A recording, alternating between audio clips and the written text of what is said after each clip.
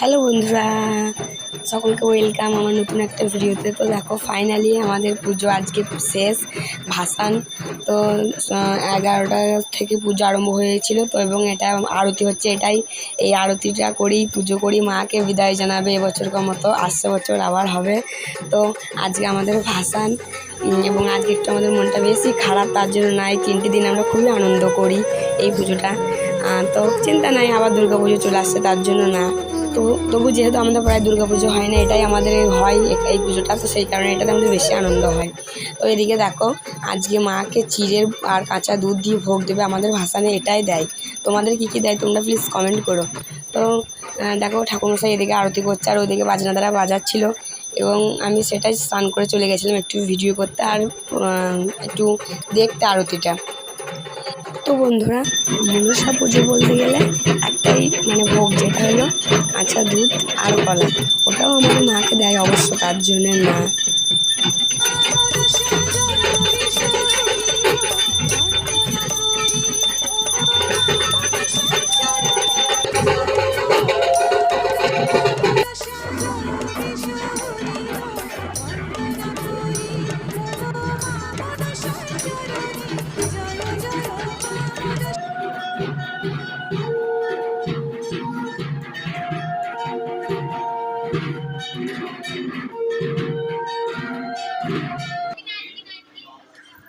আর এদিকে দেখো, যেহেতু এনি জোগাড় করছিল, তো উনি সকাল থেকে উপোস ছিল লাস্ট দিনে, তো উনি অঞ্জলি দিচ্ছিল। এবং চাইলে যে কেউই আজকের ভাষণে দিয়ে যে কেউই অঞ্জলি দিতে পারে, বাট হয়তো সবাই আর আসে না, প্রথম দিনই করে। তো যেহেতু উনি অঞ্জলি দিচ্ছিল এবং ঠাকুরমশাই ওনাকে মন্ত্রগুলো বলছিল, তো খুব শুনতে ভালোই লাগছিলো। ভাবছিলাম আসতে বছর আবার আমরাও সে প্রথম দিনে দেবো, প্রথম দিনে দিয়েছিলাম, তো আবার শেষ দিনে নিলাম।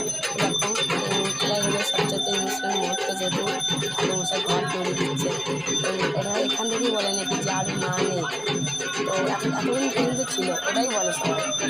যাই হোক, এবছর মতো মাকে বিদায় জানাই, আসছে বছর মা যেন তুমি আবার এসো, এবং সকলকেই ভালো থেকে সুস্থ রেখো, সকলের মঙ্গল করো। আর এদিকে দেখো আমার খুব গরম করছিল, তো আমি পাখার হাওয়াতে একটু চুলগুলো শোকাতে গেছিলাম, যেহেতু চান করে গেছিলাম। তো আজকের মতো বাই, টাটা। আর আমি এদিকে প্রণাম করে নিচ্ছিলাম ঠাকুরমশাই।